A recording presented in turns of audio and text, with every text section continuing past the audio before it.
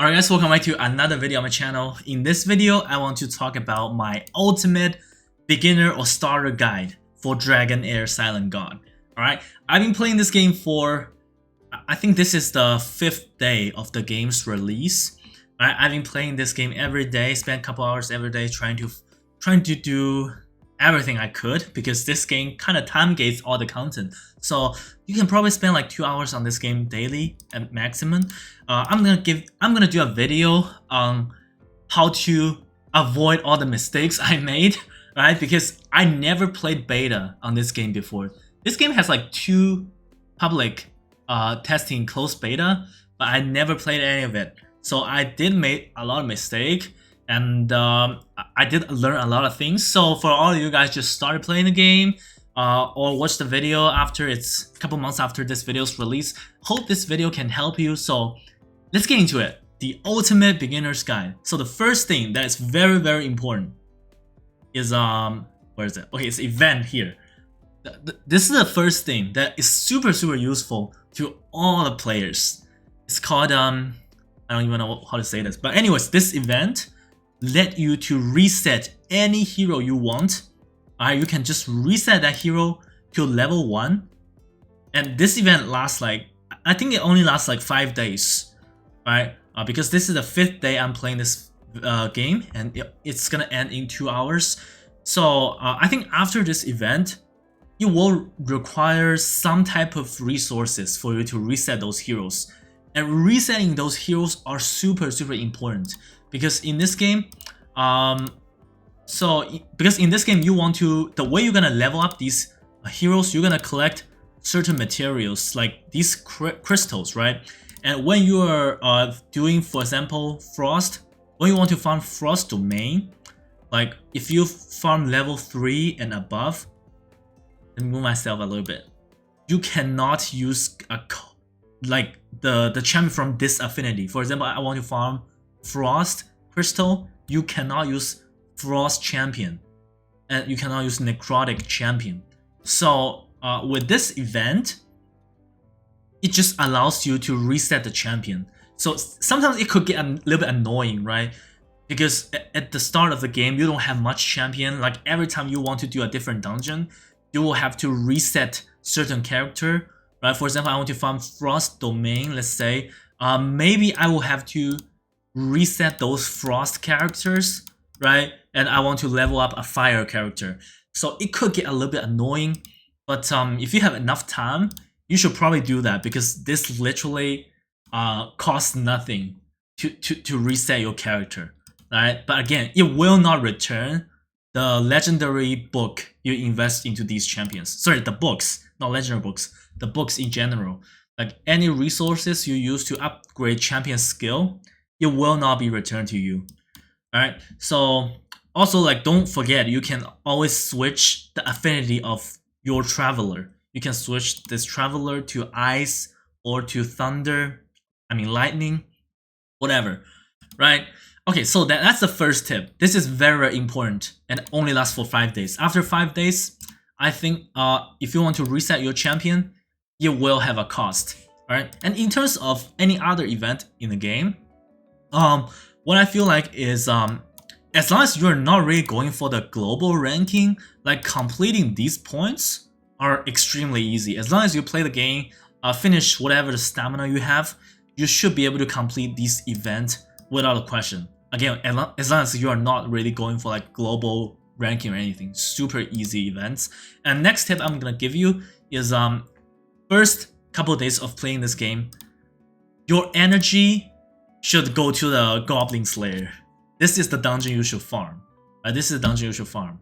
And I know, like, when you first start to play the game, like sometimes you are not able to complete challenge 5 like in the first 2 days. So I think like you should just bring a healer. I know, like, a lot of mid game or late games team, they just bring 5 damage dealers, but at the start of the game, you should just bring a healer, right? That's actually my next tip, because when I first started the game, like, I pull a lot of legendaries, not a lot, I pulled 3 legendary champions, and this champion was one of them. And when I saw the tier list, this champion was super good. Alright, this champion is super good support, and what she does is she can give my team a big shield. So I decide to use her every battle, but sometimes I just fail on these battles. You know why? Because my team doesn't have a healer. Like no matter how big the shield is, my team is just slowly dying. So that's my next tip. You should always have one healer on your roster, right? When you first start a game or late game, I don't care. So you always gonna have one healer. It doesn't matter how OP a shield champion you got, you need a healer. So like when I did not build a healer, I was failing on so many dungeons, and after I built one healer, every content started to become much easier. So the healer I picked for my account is Megan. This is a rare hero, right? She has a very good heal, defense up, recovery over time. She doesn't have like crazy amount of healing, but it's enough because I'm using this Megan with my shield champion. So there are a lot of rare champion that can do healing. I think there's a free champion. This champion here. This is a free champion you get like maybe 1 hour into the game, and if you don't have any other option, you can use this champion no problem. But again, if you want to progress into higher difficulty, you're gonna need a healer. You cannot get away with this. If you are doing Goblin Slayer or dungeons, you just need one healer. You cannot get away with this. Alright, this healer works if you don't have any other choice, and there are a lot of good rare healers. You don't even need to go for epic or legendary. Alright, I think overall Megan is probably the best rare healer in this game. Alright, the next tip is let's talk about champion gear. Let's talk about champion gear. I think this is a very common thing in all other gacha game. So there are different stats for the gear, right? And in this game, I think the top 2 pieces, you cannot choose the main stats here. The helmet is always going to be HP main stats. The weapon is always going to be attack main stats. But on the bottom 2 pieces, you can actually choose the main stats. Okay, so with that being said, like if this is an attack based hero, like the chest plate is always going to be attack percentage. You always want to aim for percentage stuff. Alright, and for the gloves, I think you should, like in early game, you should go for crit rate instead of crit damage. But then I have limited gear, so I went with crit damage on my Felicity here. Technically, crit rate is better in early game. It will give you like 20% crit rate something. It's gonna give you a lot of damage increase. Alright, so yeah, that's the gear. And on my roster, like I don't even have one tank hero, so I geared up my Usha or Yusha, whatever. So I geared her in like full tanky gear. She's an awesome champion. Like there are a lot of rare champions in this game that are super good. So I don't have a tank, but for this melee character, it's okay to build her as a tank, right? You just give her like some defensive stats, like defensive chest plate, or like crit rate main stats gear, but it's a defensive set, and she can do a lot of damage with defensive gear actually, and she is relatively tanky. Not super tanky, but at least for all the content I'm doing right now, she is tanky enough for that. Alright, so the next thing, also a very important tip I want to give you guys, that is when you're doing dungeons, you can actually set up the champion's AI. Alright, so this is not a turn-based gacha game, but you can actually set up a team's AI. For example, I do have a team putting together like this. Alright, and you can just click edit skill timing, and you can actually edit their skill timing. So this is when I use my Traveler as a Frost Affinity, right? Because I have 2 shield champions on my team. I just don't want to have both shield up at the same time, because like I think all the ultimate skill in this game, most of ultimate skill in this game, they have the same initial charge time. With that being said, if you have 2 shield champions on your team, they're gonna use the shield at the same time, and the shield in this game does not stack. The second shield will not override the first shield. I mean, will not add the value to the first shield. So what I'm doing is I'm just adding 10 seconds to my Traveler's ultimate skill, so the shield doesn't overlap.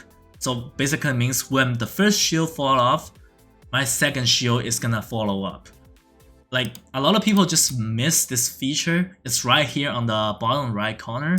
Like, play around with it. Like, even when you're farming Goblin Slayer for the experience, you can just adjust the AI to not use all your damage dealer's ultimate skill at the same time. For example, you have one main AoE ultimate skill, you use it first, and the second AoE skill, maybe you can wait like 5 seconds, right?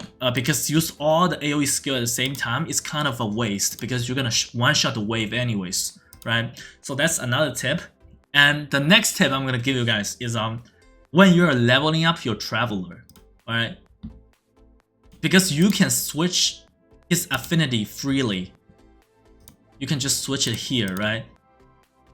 For example, I'm having a fire team, like not having a fire team, because there are 3 dungeons where you can farm those crystals, right? And I think when you first start the game, you are not able to beat all 3.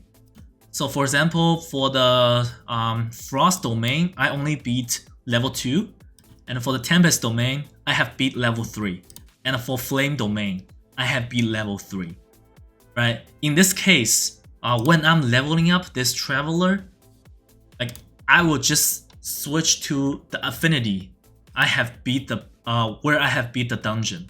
You know what I mean?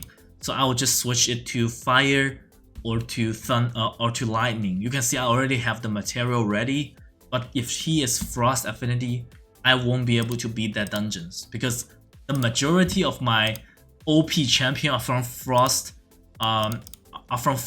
affinity. So you cannot use frost champion on the frost domain. That's why I wasn't able to like beat level 3 frost domain yet, right? So when I level up my Traveler, I will just use the materials from other affinity.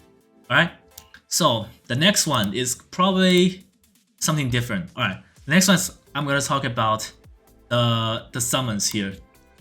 Okay, so this game, all the summons are quite expensive. I think you guys probably know that. And you actually get a lot of, how do you say this? This crystal, wind marrow, right?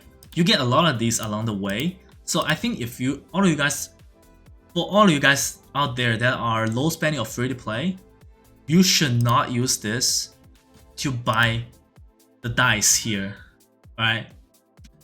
I just think this is too expensive for if you're a low spender or free to play, like to use this for exchange. I think it's overall too expensive. 350 each.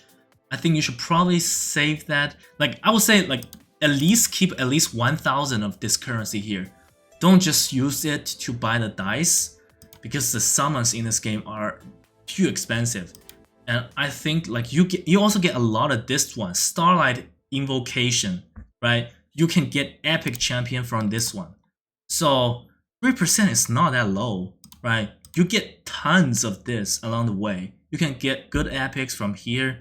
So I just don't think you should spend all of this for the gold dice. And if you're low spending, like if you have a lot of the gold dice, make sure to pull in those events, because in those events, like I know the next one is super good, right?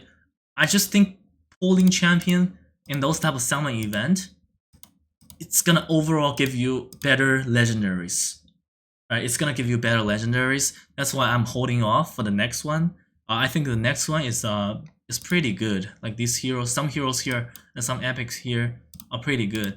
So yeah, I would say like the chance of you getting a good legendary is just better here, alright, instead of pulling here, especially for low spender or free to play.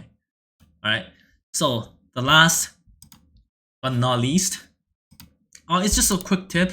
I think for all of you guys out there, you guys play the game, you should know that this game is not gonna keep you playing whole day. you're gonna run out of things to do, right? For low spending out there, I think you should probably just buy it once, right? The first stamina refill is 50 gems, 50 crystals, and the next two is 100. So you should probably just only buy one, and that's it, right? If you have some spare crystals, I think buying this when you start the game is it has better value than the dice, because in this game, like if you don't have legendary book to skill up your legendary champion, like getting a good rare champion that is fully booked is actually better than getting a legendary, like a mediocre legendary hero that is not booked, right? In this game, there are tons of good rares and good epic. You don't have to go for legendary, especially if you're not spender, right? So and in this game, there are no pop-up offers. So the gap between a low spender to a top whale is actually not that huge. There's still gonna be a gap. It's just not that huge gap compared to other games, right? And when you're ran out of things to do, make sure to do those side quests, because it gives you the Affinity Solvent, which you can use to level up your Traveler. And yeah, because you don't have other things to do anyways, just do them. Most of them are super easy. For this one, I haven't figured out how to do this one yet. Alright, and the sad thing is, I think every season, the Traveler is gonna get a reset, because this game is seasonal, right? So, a weird design, I would say, in a gacha game, seasonal mechanic. I guess when the new season comes, like these traits are gonna reset. Maybe there are gonna be new traits, I don't know. So make sure to do the side quest. It's gonna make your champion more powerful. Alright. So anyways, that's gonna be it for this video. Let me know what you guys think. Did I miss any important tips? And yeah, just my overall experience with this game is, I will say, it's relatively positive. I like the game, alright? I just hope I can play this game a little bit longer every day, because I don't have much to do, right? I got stuck on this main quest. I couldn't beat this Aussie monster. I couldn't beat it, so I got stuck on this quest. Let's see what happens. I enjoyed this game so far. Let me know what you guys think. Let me know what you guys think of these tips. Alright, I'll see you guys in a video soon. Bye!